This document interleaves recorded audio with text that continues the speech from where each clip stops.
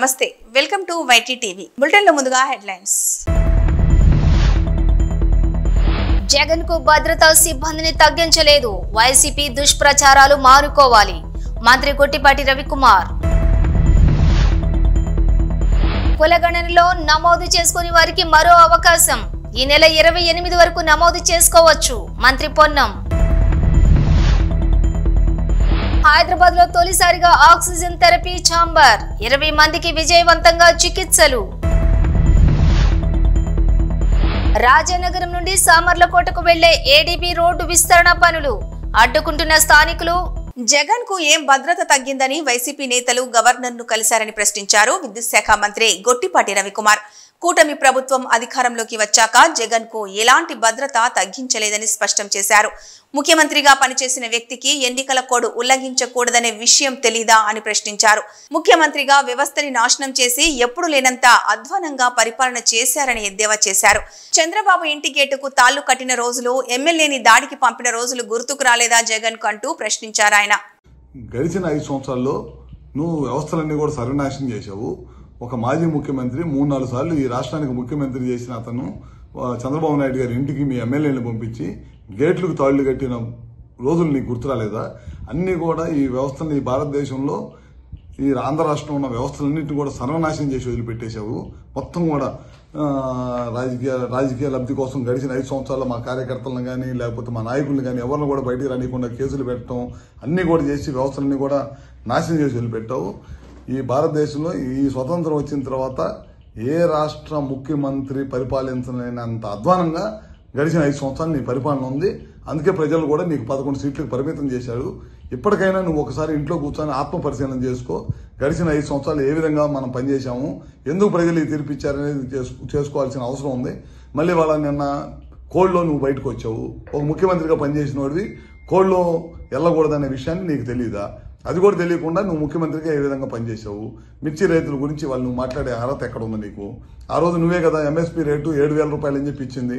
మా టైంలో బ్రహ్మాండంగా ఇవాళ ముఖ్యమంత్రిగా ఢిల్లీ లెటర్ రాయటం కానీ ఇంకా మంచి రేటు రావాలని చెప్పి ఇవాళ ముఖ్యమంత్రి గారు లెటర్ రాస్తున్నారు. ఆ రోజు తుఫాన్ వచ్చిన రోజు నువ్వు ఏ విధంగా రైతులను పరిశీలించావు? పరామర్శకు వచ్చి నీకు గ్రీన్ కార్పెట్ వేసుకొని గ్రీన్ కార్పెట్ మీద బెంచ్ కట్టుకొని బెంచ్ మీద నుంచొని రైతులను పరామర్శించిన ముఖ్యమంత్రి ఎవడన్నా ఉన్నాడు ఈ దేశంలో అంటే నువ్వే. ఆ రోజు అపోజిషన్ లీడర్గా ఉండి రైతుల తరఫున పోరాడిన వ్యక్తి ఎవరన్నా ఉన్నాయంటే అది మా చంద్రబాబు నాయుడు గారు. పొలాల్లో దిగి రైతులను పరామర్శించి ఒక రైతు కన్నీళ్లు పెట్టుకుంటే ఆ రోజు జేబులో డబ్బులు 2 లక్షల రూపాయలు ఉంటే ఇమీడియట్గా తీసి ఆ రైతులకు సాయం చేసిన గొప్ప గుణం చంద్రబాబు నాయుడు గారిది.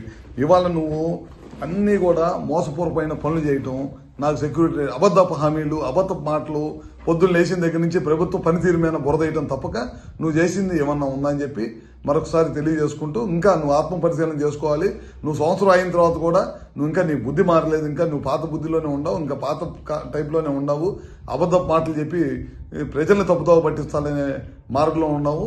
ఖచ్చితంగా మేము ఏదైతే చెప్పాము ఎలక్షన్ ముందు ఇచ్చిన హామీలన్నీ కూడా నెరవేరుస్తాం. తెలంగాణ రాష్ట్రానికి సంబంధించిన మేధావులు, బలహీన వర్గాల నాయకులు, ప్రొఫెసర్లు వివిధ స్థాయిలో ఉన్న అందరి విజ్ఞప్తి మేరకు కుల గణనలో నమోదు చేసుకుని వారికి మరో అవకాశం ఇవ్వడం జరిగిందని అన్నారు మంత్రి Ponnam Prabhakar Goud.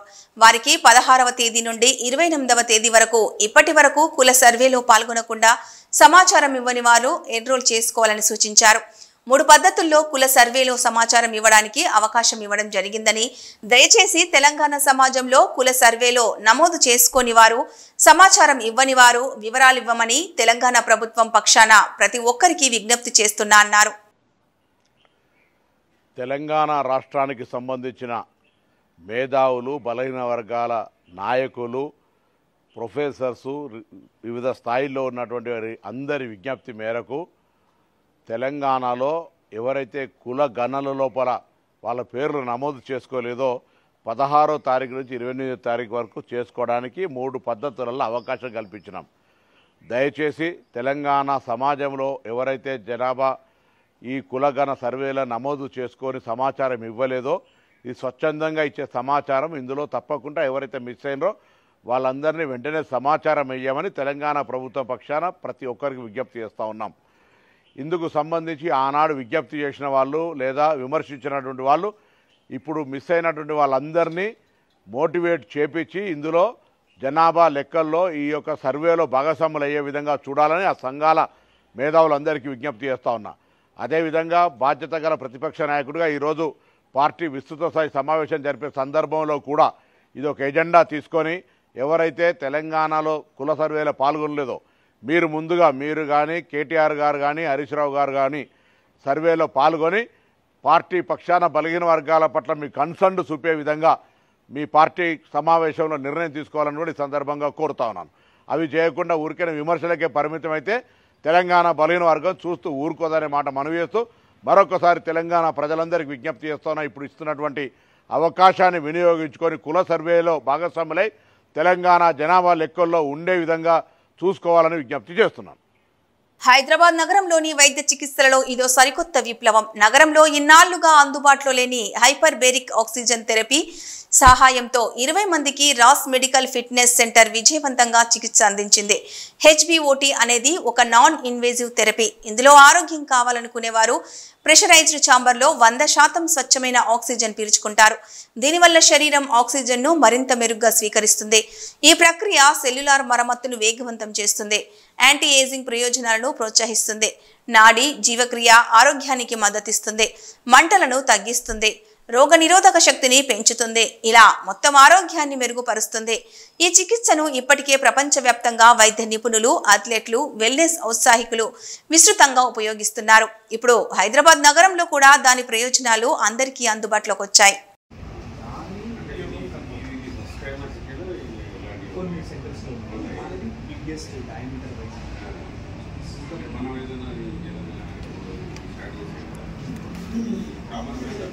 Yes, not only medical and yes, anti-aging, non-aging, leisure and that is the meaning of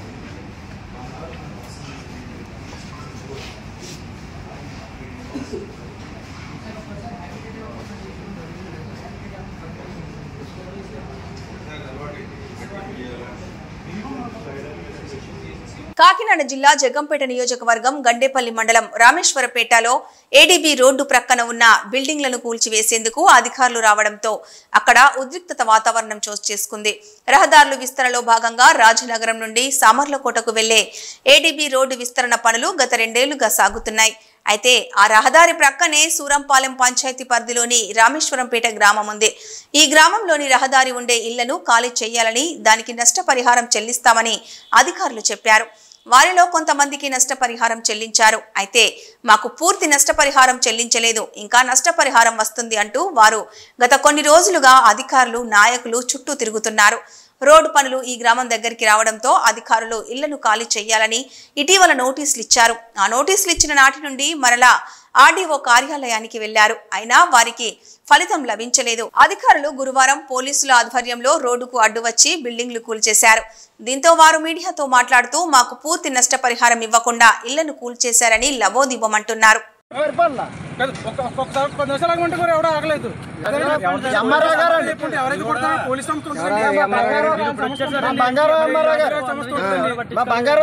కాలు పట్టుకుంటే కాలుతో దానిపోయాడు బాబు. 1 గంట టైం ఇవ్వండి, సట్రాలు బ్యాలెన్స్ కూడా వేయకండి. ఎవరిదైనా కూడా ఎత్తారండి. కొన్ని మీరు బ్యాలెన్స్ చేస్తారు, మీరు ఖాళీ చేయట్లేదు, మీరు నచ్చిన కొట్టుకుంటూ వెళ్ళిపోతారు. ఇంకా దగ్గర 5 లక్షల వరకు చిల్లర రావాలండి. ఒకరికే మొత్తం అంతా కొంచెం బ్యాలెన్స్ ఉన్నాయి ప్రతి ఒక్కరికి. 3,70,000 రావాలండి. ఇంకా ఏమి ఇవ్వలేదండి. చూడండి ముళ్ళు కాంతం ఇవ్వలేదండి. డబ్బులు ఇవ్వకుండా వచ్చే చొప్పుడుగా అందులోనే 2 లక్షల రూపాయలు సామాన్లు ఉంటే తప్పకుండా లేదు నిన్న అందులో కొట్టేయమంటావు అని అడిగారు. జీపీకి ఇచ్చేస్తారు. చొప్పుడుకి పతనం కొట్టేసారు. నా చేసాలో అంటే సామాన్లు అన్ని గంటలో తీసారు.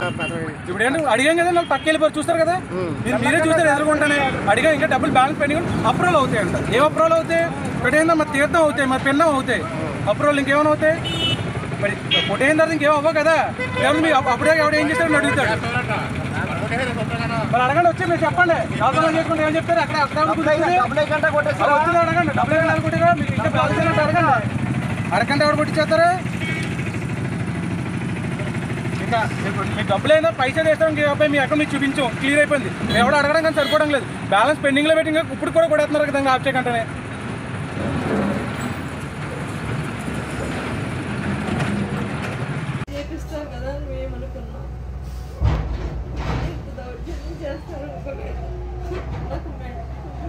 ఎక్కువైపోయింది. ఎక్కువ చేస్తారండి ఇంటికి వచ్చి స్ట్రెస్ ఎక్కువ. మొన్న హాస్పిటల్లో జాయిన్ అయిపోమన్నారు డాక్టర్ గారు. పరిస్థితి బాగాలేదని చెప్పి ఇక్కడ మేము ఇంటిగా లేదు అంటే ఇంటిగా లేకుండా కూడా కొట్టేస్తారు. ఎంతమంది మీరు ఫ్యామిలీ? శ్రీ సత్యసాయి జిల్లా పెనుకొండ రేంజ్ పరిధిలో అడవులు అగ్నికి ఆహుతి. అడవులలో నివాసాలు కోల్పోయి ప్రాణాలు కోల్పోతున్నాయి అడవి జంతువులు. ఏమాత్రం చర్యలు చేపట్టకుండా చూస్తున్నారు పెనుకొండ రేంజ్ ఆఫీసర్. ప్రతిరోజు వేల టన్నులు అక్రమ కలప సరిహద్దులు దాటి కళ్ళ ఎదుటే సామిల్లులలో వేల టన్నులు అక్రమ కలప తరలించి జేబు నింపుకుంటున్నారు. దీనిపై విచారణ జరిపించి అవినీతి అటవీ అధికారులను సస్పెండ్ చేసి కరువు జిల్లాను కాపాడాలంటున్నారు ప్రముఖ పర్యావరణవేత్త రాజయోగి doctor Bhaskar Naidu. Forest range పరిధిలో బెంగళూరు రోడ్లో నిన్న నెమలి రోడ్డు క్రాస్ చేస్తూ ప్రాణాలు వదిలింది. ఆ విషయాన్ని మా సభ్యులు అటవీ అధికారులకు తెలియజేశారు. దాన్ని ఏం చేశారో ఇంతవరకు తెలియదు. ఎక్కడ చూసినా అడవులు అగ్నికి ఆహుతి కావడంతో అడవి జంతువులు ఆశ్రయం కోల్పోయి ఎక్కడికి వెళ్లాలో దిక్కు తెలియటం లేదు. ఇది అటవీ అధికారుల నిర్లక్ష్యమా, ప్రభుత్వాల నిర్లక్ష్యమా, లేదా ప్రజల అమాయకత్వమా అర్థం కావటం లేదు. సహజ వనరులైన అడవులను ఈ విధంగా కాల్ చేసుకుంటే భవిష్యత్తుకు మనం ఏమివ్వగలం? సీఎం గారి 2047 విజన్ ఏమైనట్టు? వారి ఆశయాలను లోకల్ అధికారులు గౌరవించడం లేదా ప్రశ్నించేవారు లేరా? కరువు జిల్లాలో అడవులను కాపాడే పరిస్థితి ఇప్పటికైనా మారుతుందా? జాతీయ పక్షి అయిన నెమలిని కూడా రోడ్డు క్రాస్ చేసి చనిపోతే ఏం జరిగిందో తెలియజెప్పలేని పరిస్థితుల్లో అటవీ అధికారులు ఉన్నారు. ఒక పక్కన రోజు వేల టన్నులు అక్రమంగా కలప నరికి సామిలకు తరలించడంతో పాటు ఇతర రాష్ట్రాలకు ప్రత్యక్షంగా తరలిస్తున్నారు. పర్యావరణవేత్తలపైన దాడులకు వస్తున్నారు. ఆ విషయాన్ని చెబితే సామిల ఓనర్లను వెనక్కేసుకొస్తున్నారు. ప్రత్యక్షంగా రెవెన్యూ తర్వాత ఈ ఫారెస్ట్ రేంజ్ అధికారుల పైన విచారణ జరిపించాలి. ఇక్కడున్న అక్రమ కల్పను సీజ్ చేసి ప్రత్యేక టీం వచ్చి సీజ్ చేసి వాళ్లకు బుద్ధి చెబితే తప్ప ప్రజలు గాని లేదంటే ఈ వుడ్ మాఫియా గాని మారని చెప్పి అంతటికీ కారణం రేంజ్ ఆఫీసర్లే కరువు జిల్లాలో అని చెప్పి సందర్భంగా తెలియజేస్తున్నారు. ఎవరైతే అవినీతి పరులైన రేంజ్ ఆఫీసర్లు ఉన్నారో వాళ్లను పైన చర్య తీసుకోవాల్సిందిగా కోరుచున్నారు. జై హింద్. రాజన్న సిరిసిల్ల జిల్లా ముస్తాబాద్ మండల కేంద్రంలో మండల ఆర్యవైశ్య సంఘం ఆధ్వర్యంలో ఢిల్లీ ముఖ్యమంత్రిగా రేఖా గుప్తా ప్రమాణ స్వీకారం చేయడాన్ని హర్షిస్తూ మండల ఆర్యవైశ్య సంఘ సభ్యులు టపాసులు కాల్చి స్వీట్లు పంపిణీ చేసి సంబరాలు ఘనంగా నిర్వహించారు. ఈ సందర్భంగా మండల ఆర్యవైశ్య ప్రధాన కార్యదర్శి సంతోష్ గుప్తా మాట్లాడుతూ దేశ ప్రధాని మోదీ ఆర్యవైశ్యులను గుర్తించి ఆర్యవైశ్య బిడ్డను ఢిల్లీ సీఎంగా ప్రకటించినందుకు ముస్తాబాద్ మండల ఆర్యవైశ్య సంఘం సభ్యుల తరపున కృతజ్ఞతలు తెలుపుతూ అలాగే ఢిల్లీలో 16 మంది ఎమ్మెల్యేలు అవ్వడం ఆర్యవైశ్యులకు గర్వకారణమని, వ్యాపారమే కాకుండా ఆర్యవైశ్యులంతా రాజకీయంగా ఆర్థికంగా బలోపేతం కావాలన్నారు. ఈ కార్యక్రమంలో మాజీ జెడ్పీటీసీ మట్టా వెంకటేశ్వరరెడ్డి, మండల ఆర్యవైశ్య సంఘం అధ్యక్షులు మాచెట్టి లక్ష్మణ్ గుప్తా, కార్యదర్శి కూర సంతోష్, ఉప్పల చంద్రం, శ్రీనివాస్, సతీష్, బొంతుగుల రాజు, గందె విజయ్ కుమార్, కూర భిక్షపతి, రాజూరి పెంటయ్య, అరవపల్లి సుదర్శన్, రమేష్, మండల పట్టణ ఆర్యవైశ్య సంఘ సభ్యులు పాల్గొన్నారు.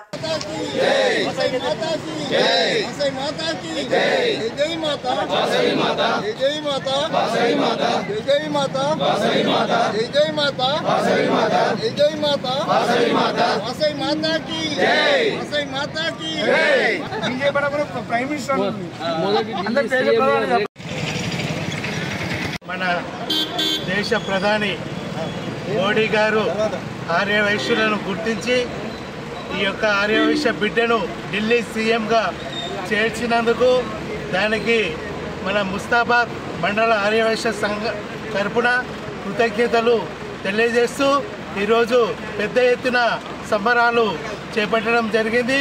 అదేవిధంగా ఆర్యవైశ్యులందరూ కూడా రాజకీయంగా ఎదుగుదల ఉండాలని, అందరూ కూడా రాజకీయంగా ముందుకు రావాలని కోరుచున్నాము. మన ఢిల్లీలో 16 మంది ఎమ్మెల్యేలు ఆర్యవైశ్యులు గెలవడం చాలా సంతోషదాయకమైన విషయం. అదేవిధంగా మన తెలంగాణ రాష్ట్రంలో కూడా భవిష్యత్తులో ఆర్యవైశ్యులందరూ కూడా రాజకీయంగా ఎదగాలని ఈ సందర్భంగా మా ముస్తాబాద్ మండల ఆర్యవైశ్య సంఘ సభ్యులందరం కూడా తెలియజేస్తున్నాం. ఢిల్లీ సీఎంగా మా ముద్దుబిడ్డ ఆర్యవైశ్య ముద్దుబిడ్డ రేఖా గుప్తా గారికి కూడా కృతజ్ఞత అభివందనలు, ధన్యవాదాలు మోడీ గారికి కూడా తెలియజేస్తున్నాం. మన దేశ రాజధాని అయిన ఢిల్లీ రాష్ట్రానికి ముఖ్యమంత్రిగా రేఖా గుప్తా గారిని ఏకగ్రీవంగా సిఎల్పి అక్కడ ఎన్నుకోవడం జరిగింది. దీనికి మట్ట వెంకటేశ్వరరెడ్డి మాజీ జెడ్పీటీసీ సిరిసిల్లలో బీజేపీ జిల్లా అధ్యక్షుడు రెడ్డబోయిన గోపి గురువారం మీడియా సమావేశం నిర్వహించారు. జిల్లాలో 2 నియోజకవర్గాలలో భారతీయ జనతా పార్టీ జెండా ఎగురవేసేందుకు ప్రయత్నం చేస్తానన్నారు. పట్టభద్రులను ఓటు అడిగే హక్కు కాంగ్రెస్ పార్టీకి లేదన్నారు. ఎన్నికల ముందు చాలా హామీలు ఇచ్చారు, ఏ ఒక్క హామీని కూడా నెరవేర్చలేదన్నారు. పట్టభద్రులు ఉపాధ్యాయులకు ఏ కష్టం ఎదురైనా భారతీయ జనతా పార్టీ ఉంటుందన్నారు. ఉపాధ్యాయులందరూ మల్కా కొమరయ్యకు ఓటు వేసి గెలిపించాలని, గ్రాడ్యుయేట్స్ అంజిరెడ్డిని గెలిపించాలని పిలుపునిచ్చారు. మిత్రులందరికీ నమస్కారం. మరి రోజు ఈ పాత్రికేయ మిత్రుల సమావేశంలో జిల్లా అధ్యక్షునిగా మొట్టమొదటిసారి ఈ సమావేశం నిర్ణయించడం జరుగుతుంది. ఈరోజు భారతీయ జనతా పార్టీలో కష్టపడిన వాళ్లకు ఫలితం ఉంటుందన్న దానికి ఇది ఒకటి నిదర్శనం. సామాన్య కార్యకర్త స్థాయి నుండి ఈరోజు ఈ స్థాయికి నాకు భారతీయ జనతా పార్టీ అవకాశం కల్పించింది. దీనికి గాను సహకరించిన కేంద్ర హోంశాఖ సహాయ మంత్రి గౌరవ పార్లమెంటు సభ్యులు బండి సంజయ్ కుమార్ గారికి, రాష్ట్ర అధ్యక్షులు కిషన్ రెడ్డి గారికి, అదే రకంగా మాజీ అధ్యక్షులు ప్రతాప రామకృష్ణ గారికి హృదయపూర్వకంగా నమస్కారాలు తెలియజేసుకుంటున్నాను. రానున్న రోజుల్లో భారతీయ జనతా పార్టీని బలోపేతం చేస్తూ ఈ 2 నియోజకవర్గాలలో భారతీయ జనతా పార్టీ జెండాను ఎగరవేసే ప్రయత్నం చేస్తా అని చెప్పి పత్రికా మిత్రుల ద్వారా తెలియజేస్తున్నాను. అదే రకంగా జరుగుతున్న ఎమ్మెల్సీ ఎలక్షన్లో దాదాపుగా భారతీయ జనతా పార్టీ అభ్యర్థుల విజయం ఖరారైనట్టు కనిపిస్తూ ఉంది. ఏదైతే హామీలనిచ్చి ఈరోజు గద్దెనెక్కిందో కాంగ్రెస్ ప్రభుత్వం, ఆ హామీలను నిర్వర్తించడంలో విఫలం చెందింది. ఏదైతే గ్రాడ్యుయేట్స్ చూసుకున్న ప్రజలు అపోహలు విడనాడి చికెన్, కోడిగుడ్లు తినాలని జిల్లా వైద్య ఆరోగ్య శాఖ అధికారిని ఎస్ షర్మిష్ఠా పిలుపునిచ్చారు. చల్లపల్లిలోని చంద్ర రాజేశ్వరరావు వికాస కేంద్రంలో బుధవారం సాయంత్రం బర్డ్ ఫ్లూపై అవగాహన సదస్సును రాష్ట్ర పౌల్ట్రీ ఫెడరేషన్, జాతీయ కోడిగుడ్ల సమన్వయ సంఘం, జిల్లా లేయర్ ఫార్మర్స్ వెల్ఫేర్ అసోసియేషన్ల సంయుక్త ఆధ్వర్యంలో నిర్వహించారు. కార్యక్రమంలో ముఖ్య అతిథులుగా పాల్గొన్న షర్మిష్ఠా, ఆర్డీఓ స్వాతిలు మాట్లాడుతూ మాంసాహారం తీసుకునే వారిపై బర్డ్ ఫ్లూ వదంతుల ప్రభావం చూపాయని పేర్కొన్నారు.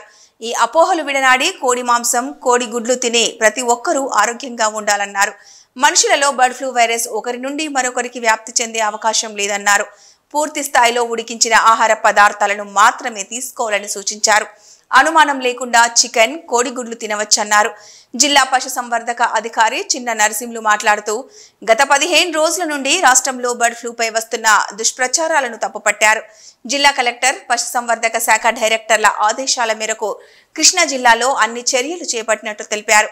జిల్లాలో ఇప్పటి వరకు ఒక్క బర్డ్ ఫ్లూ కేసు నమోదు కాలేదన్నారు. పక్క జిల్లాల నుంచి కోళ్లు తరలి రాకుండా సరిహద్దుల్లో ముమ్మరంగా తనిఖీలు చేస్తున్నామన్నారు. సోషల్ మీడియాలో కోడి మాంసం, గుడ్లు తినకూడదంటూ వస్తున్న వదంతులు నమ్మవద్దన్నారు. గతంలో వలె మనిషికి అత్యంత బలవర్ధకమైన ఆహారంగా చికెన్, గుడ్లు తినాలని సూచించారు. పౌల్ట్రీ ఫారాల వద్ద, అలాగే చికెన్ షాపుల వద్ద పారిశుద్ధ్య పనులు నిర్వహిస్తున్నామన్నారు. జిల్లాలో బర్డ్ ఫ్లూ మరణాలు లేవని స్పష్టం చేశారు. అనంతరం సమావేశానికి వచ్చిన వారితో కలిసి అధికారులు, వెల్ఫేర్ అసోసియేషన్ సభ్యులు ఉడికించిన గుడ్డు, ఉడికించిన చికెన్ తిని ప్రజల్లో ఉన్న అపోహలను తిప్పికొట్టారు. ఈ కార్యక్రమంలో డాక్టర్ డిఆర్కే ప్రసాద్, అమ్మే కోళ్ల అసోసియేషన్ అధ్యక్షులు వి బాలకృష్ణ, విజయవాడకు చెందిన Srinivas, hatcheries joint managing director doctor Somireddy, technical director doctor SS Prasad, నిమ్మగడ్డకు చెందిన senior poultry farmer Malempati Kanchanarao, ప్రముఖ రైతు గుత్తికొండ కోటేశ్వరరావు, నాదెళ్ల ప్రణీతులతో పాటు పశుసంవర్ధక శాఖ అధికారులు, పౌల్ట్రీ ఫారాల రైతులు తదితరులు పాల్గొన్నారు. పదం అనేది ఒక పానిక్ సిచ్యుయేషన్ క్రియేట్ చేసింది. బోత్ పౌల్ట్రీ ఇండస్ట్రీ మీద కానీ యాజ్ వెల్ యాజ్ మన ఎవరైతే నాన్ వెజ్లో చికెన్ ఇంట్రెస్ట్గా తినే వాళ్ళు ఉంటారు, ఎగ్స్ తీసుకునే వాళ్ళు, డైలీ ఎగ్ తీసుకునే వాళ్ళు ఉంటారు. మరి వేరియస్ రీజన్స్ న్యూట్రిషన్లో కంప్లీట్లీ ప్లాంట్ ఫుడ్ అంటే మనం వెంటనే తీసుకుంటాము. అది తీసుకున్నప్పుడు చాలామంది దాన్ని కూడా ఎగ్స్ తినడం మానేయడం జరిగింది. ఈ అపోహను ఏదైతే ఉందో అపోహను తొలగించాలి అనే ఉద్దేశంతో నేను మెయిన్గా వచ్చాను. ఇంకొకటి ఏంటంటే మనకి ఎట్టి పరిస్థితుల్లో కూడా హ్యూమన్స్కి ఎఫెక్ట్ కాదు. ఎందుకంటే అక్కడ అది మెయిన్గా ఏవియన్ ఇన్ఫ్లుయెంజా వైరస్ బర్డ్స్కి ఇన్ఫెక్ట్ అవుతుంది. కానీ మీరు అడగచ్చు, ఒకళ్ళకి వచ్చింది కదా, ఆ వైరస్ కానివ్వండి, అక్కడ ఉన్న డస్ట్ పార్టికల్స్ కానీ లోపలికి హ్యాండిల్ చేసేటప్పుడు ఆ ఎక్స్పీటా కానీ చనిపోయిన చికెన్స్ అవన్నీ కూడా హ్యాండిల్ చేసేటప్పుడు మోర్ వైరస్ లోడ్ ఉంటుంది. ఆ వైరస్ లోడ్ ఉన్నప్పుడు న్యాచురల్గా మనకి ముక్కుల్లోకి వెళ్ళటం, సరైన ప్రాపర్ బయోసేఫ్టీ మెజర్స్ ఫాలో కాకుండా ఉన్నప్పుడు ఎఫెక్ట్ అయ్యి ఉన్న దాఖలాలే ఉన్నాయి. కానీ ప్రాపర్గా చేస్తే మనకి హ్యూమన్ బర్డ్ నుంచి హ్యూమన్కి రాదు, హ్యూమన్ నుంచి ఇంకొక హ్యూమన్కి కూడా రాదు. మీకు కోవిడ్ వైరస్లో ఒకరి నుంచి ఒకరికి చాలా ఫాస్ట్గా మూవ్ అయ్యింది. కానీ ఇక్కడ మూవ్ అనేది అసలు చికెన్ నుంచే మనకి రాదు, మన నుంచి ఇంకొకటికి వస్తుందనే ప్రసక్తే లేదు. అందుకని చెప్పి నేను అందరినీ రిక్వెస్ట్ చేసేది ఏంటంటే ఇప్పటివరకు ఏదైతే అపోహల వల్ల మనం తినకుండా మానేసేదాన్ని దయచేసి చేయబాకండి. హ్యాపీగా చికెన్ని ఎగ్స్ని ఎంజాయ్ చేయండి. కానీ కుక్కుడు చేసేటప్పుడు ఏ ఆహారాన్నైనా కానీ ఇదే, నేను ఒక ఎగ్ని కాదు చికెన్ గురించి చెప్పట్లేదు, ఏ ఆహారాన్ని కూడా సగం నిలబెట్టడము, మ్యారినేట్ చేసి ఫ్రిడ్జ్లో పెట్టుకుంటాం, ఇలాంటివి చేయద్దు. అప్పటికప్పుడు శుభ్రంగా వేడి దానిలో వండుకొని సమతులంగా వండుకొని శుభ్రంగా తినండి.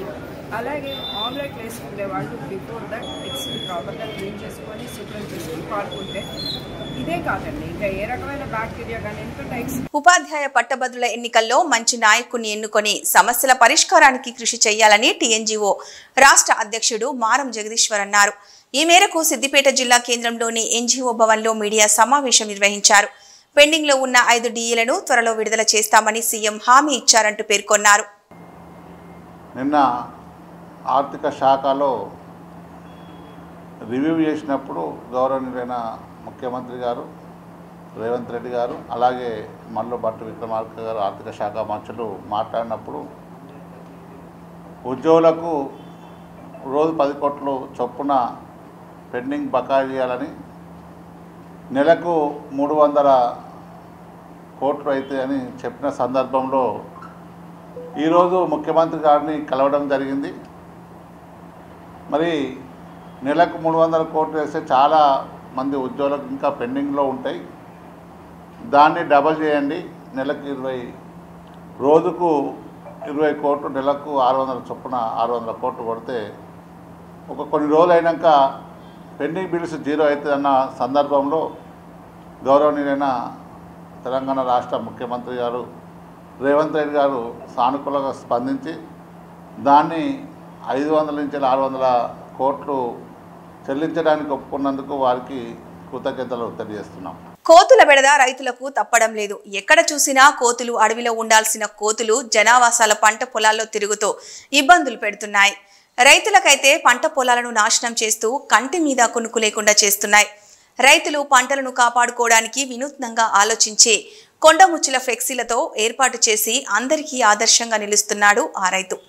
పెద్దపల్లి జిల్లా కాల్వ శ్రీరాంపూర్ మండలంలోని పందిళ్ల గ్రామానికి చెందిన దెబ్బేట సంపత్ తను సాగు చేస్తున్న భూమిలో మొక్కజొన్న పంట వేయగా పంట చేతికి వచ్చే సమయంలో కోతుల బెడద ఎక్కువగా ఉండి మొక్కజొన్న చేను ఖరాబ్ చేస్తుండటంతో రైతు వినూత్నంగా ఆలోచించి కొండముచ్చుల ఫ్లెక్సీలు తయారు చేయించి మొక్కజొన్న చేను చుట్టూ ఆ ఫ్లెక్సీలు ఏర్పాటు చేయడంతో కోతుల బెడద తగ్గిందని రైతు సంపత్ తెలుపుతున్నాడు.